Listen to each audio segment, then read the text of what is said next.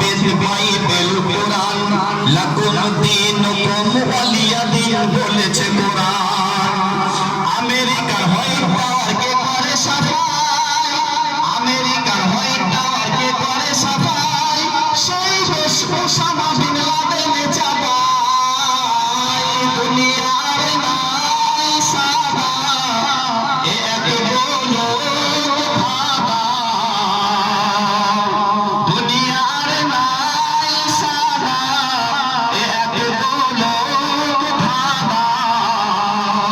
সবার মন ভরা হিংসায়, থাকো যদি সাদা সিধা হয়ে আল্লাহ নবীর ফিদা।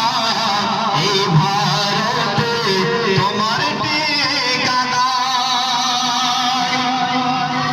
এবার চাকরির ক্ষেত্রে অফিস আদালত বিভিন্ন জায়গায় মুসলমানদের হেনস্থা কিভাবে হচ্ছে। নো ভ্যাকান্সি দাড়ি টুপিওয়ালা, শিক্ষা পকেটে রাখো হটো ঝামেলা। নো ভ্যাকান্সি দাড়ি টুপিওয়ালা, শিক্ষা পকেটে রেখে হটো ঝামেলা। এবারে দাড়িওয়ালা লোক আছে, তাদের মধ্যে দাড়ি আছে, পাগড়ি আছে, সব আছে, কিন্তু মুসলমানদের পাগড়ি আছে, দাড়ি আছে, কিন্তু হাতে বালা নেই। হাতে বালা কাদের আছে? শিখ ভাইদের আছে। কি বলছে? নো ভ্যাকান্সি দাড়ি টুপিওয়ালা, শিক্ষা পকেটে রাখো হটো ঝামেলা। দাড়ি ও পাগড়ির সাথে থাকলে বালা, সরকারি দ্বার তবে থাকতো খোলা। শিখ যদি এদেশের ওফাদার হয়, শিখ যদি এদেশের ওফাদার হয়, দেহ কি হয়ে গেল মারো ইন্দিরা। দুনিয়ার নাই সাদা এ এক গোলক ভাবা, দুনিয়ার নাই সাদা এ এক গোলক ভাবা। সবার মন ভরা হিংসায়, থাকো যদি সাদা সিধা হয়ে আল্লাহ নবীর ফিদা। এই ভারতে তোমার ঠিকানা। শেষ ছন্দে কি বলছে? আতঙ্কবাদ ঘরে সামনে দিকে, টুপিওয়ালাই দেখে ভাঙা চোখে। আতঙ্কবাদ ঘরে সামনে দিকে, টুপিওয়ালাই দেখে ভাঙা চোখে।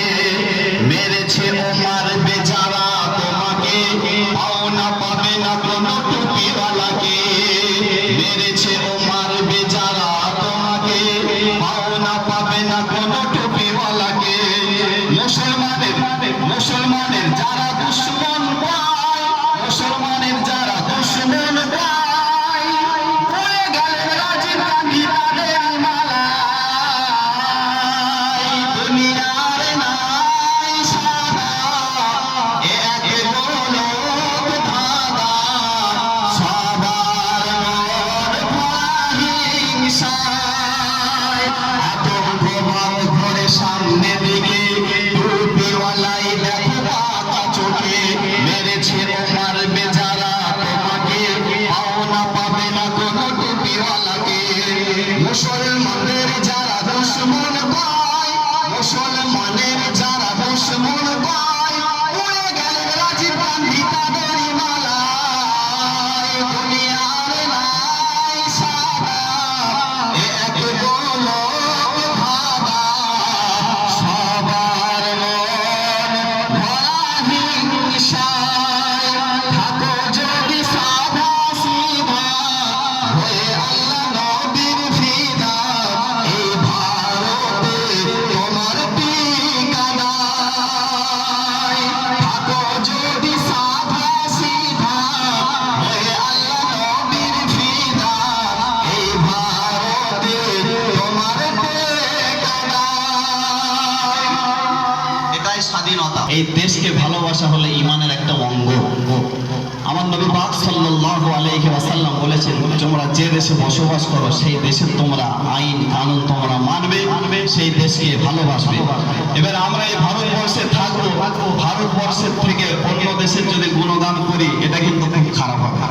সেই জন্য যে দেশে খাই, যে দেশে থাকি, সেই দেশকে আমরা সাথে নিয়ে সেই দেশকে আমরা ভালোবেসে জীবনযাপন করব, যে আমরা এই